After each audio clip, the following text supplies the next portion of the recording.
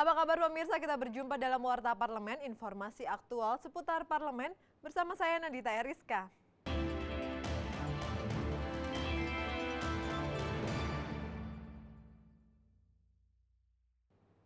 Terkait kedudukan Komisi Pemberantasan Korupsi atau KPK dalam sistem peradilan pidana, Pansus Angket KPK DPR RI akan terus menerima masukan dan saran dari para pakar hukum pidana dan pakar hukum tata negara untuk memaksimalkan kinerja pengawasan dan penyidikan kepada lembaga pemberantasan korupsi. Panitia khusus angket tentang KPK menggelar rapat dengar pendapat umum dengan pakar hukum pidana Romli Atmasasmita dan Solehudin di gedung DPR RI Jakarta baru-baru ini. Sebagai salah satu tim perumus Undang-Undang Nomor 30 Tahun 2002 tentang Komisi Pemberantasan Tindak Pidana Korupsi, Romli menjelaskan bahwa KPK diberi tugas koordinasi dan supervisi dengan Polri dan Kejaksaan untuk melakukan penyidikan dan penentuan dalam proses tindak pidana korupsi. Tapi dalam kinerjanya KPK tidak bisa melakukan kedua hal tersebut. Romli mengatakan peraturan perundang-undangan perlu direvisi untuk memperkuat kedudukan KPK ke depan dengan pembentukan Dewan Pengawas yang dibentuk oleh Presiden. Revisi memperkuat, bukan memperlemah, apalagi pembubaran ya. Saya tidak setuju.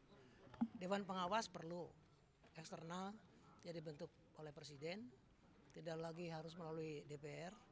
Tapi terdiri dari pimpinan KPK mantan ya yang punya integritas terseleksi, akademisi, senior citizens. Itu satu hal yang perlu kedua, revisi Undang-Undang Tipikor ya yang menyangkut masalah pemberantasan korupsi. Lebih khusus lagi ada bab hukum acara khusus ya, lebih rinci lagi. Dan ketiga, perlu ada pemberian kewenangan yang sama baik KPK, kepolisian dan kejaksaan diberikan hak yang sama, tanggung yang sama, anggaran yang sama. Anggota Pansus Angket KPK Edi Kusumawijaya mengatakan berbagai masukan dari para pakar hukum tata negara dan hukum pidana akan menjadi acuan bagi Pansus Angket KPK untuk mengkaji lebih dalam terkait proses kinerja KPK dalam berbagai kasus korupsi selama ini. Beliau mengatakan sebetulnya dulu KPK ini diberikan tugas untuk koordinasi dan supervisi dengan Polri dan Kejaksaan. Kemudian juga melakukan penyidikan dan penuntutan. Itu batasan-batasan yang diberikan oleh undang-undang, yang diberikan oleh pemikir-pemikir pada waktu itu. Ajib dan Ade, TVR Parlemen melaporkan. DPR RI berharap undang-undang tentang arsitek yang baru saja disahkan dalam rapat paripurna baru-baru ini tidak hanya memberikan perlindungan bagi para arsitek, namun juga memberikan jaminan bagi seluruh pihak yang terlibat dalam karya arsitektur, termasuk masyarakat sebagai pengguna jasa konstruksi. Usai rapat paripurna di Gedung Nusantara II DPR Jakarta, anggota Komisi 5 DPR Ridwan Bae menjelaskan, undang-undang tentang arsitek dinilai dapat menjadi landasan hukum untuk memproteksi para arsitek dalam negeri agar mampu bersaing di era globalisasi. Ridwan menambahkan pengesahan undang-undang tentang arsitek sejalan dengan program pembangunan infrastruktur Presiden Joko Widodo. Menurutnya tidak ada pembangunan infrastruktur tanpa perencanaan yang matang dan perencanaan tersebut adalah tugas dari para arsitek. Infrastruktur jalan, jembatan, bangunan, itu semua memerlukan arsitek. Nah, era globalisasi sekarang adanya MEA, maka berarti arsitek-arsitek luar negeri pun akan masuk ke Indonesia. Nah, ini tidak mustahil. Mereka harus bersaing. Maka dalam persaingan harus diatur dengan undang-undang.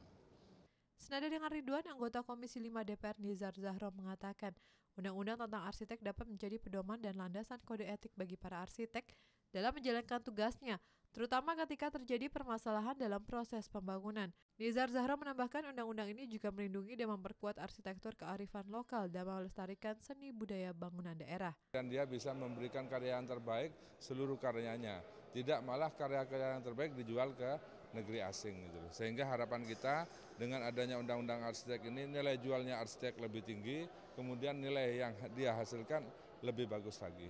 Sanika dan Mario, TVR Parlemen melaporkan.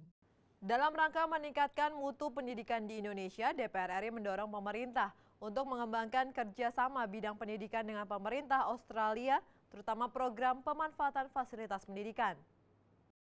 Dalam kunjungan Parlemen Australia di Gedung Nusantara III DPR Jakarta pekan lalu, DPR dan Parlemen Australia membahas realisasi kelanjutan sejumlah rencana kerjasama salah satunya di bidang pendidikan terkait dengan program pertukaran pelajar. Wakil Ketua DPR Agus Hermanto berharap ada penambahan kuota penerimaan pertukaran pelajar dari Indonesia maupun sebaliknya dari Australia, sehingga hal ini diharapkan dapat memperkuat hubungan bilateral antara Indonesia dan Australia. Agus juga menyampaikan pemerintah Australia juga telah memberikan sejumlah fasilitas penunjang kepada para pelajar Indonesia, salah satunya variasi jalur pemberian beasiswa. Untuk itu, sosialisasi studi dari pemerintah menjadi sangat penting untuk mendukung berbagai program yang telah tersedia selama ini. Itu juga TOEFL-nya juga nggak tinggi sekali kok yang diminta, sehingga rasanya boleh dicoba. Tapi yang jelas peningkatan pendidikan itu Australia merupakan focusing. Saya pernah New Zealand ke Australia, itu lebih banyak fokusnya dia itu lebih care itu di masalah pendidikan.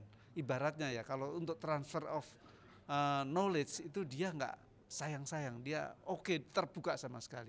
Bahkan tadi contohnya kita mau mendirikan pusat riset aja dia betul-betul guidance supaya kita betul-betul sukses di dalam knowledge. Barangkali kalau investasi mungkin Australia saya melihat ya lebih fokus ke pendidikan dia. Jadi kalau kita minta bantuan pendidikan itu dari sana cepat care sekali dia. Dalam kesempatan yang sama, anggota Parlemen Australia Kevin Andrews mengatakan melalui program Colombo yang memperkuat pembangunan ekonomi sosial antara Indonesia dan Australia, semakin banyak para pelajar Australia melakukan studi ke Indonesia. Kevin Andrews juga mengapresiasi besarnya minat para pelajar Indonesia yang ingin menuntut ilmu di Australia. Menurutnya, hubungan kerjasama ini akan memudahkan penanaman investasi dan juga pembentukan kemitraan secara berkelanjutan. Well, one of the programs we have is in terms of trying to assist in teacher training. We've assisted in the past in building schools.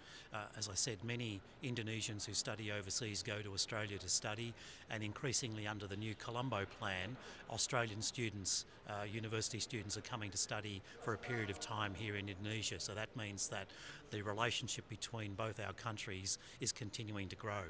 Naomi dan Rifki, TVR Parlemen melaporkan. Demikian Warta Parlemen kali ini, sampai jumpa pada Warta Parlemen berikutnya. Terima kasih atas perhatian Anda, saya Nandita Eriska, wassalam.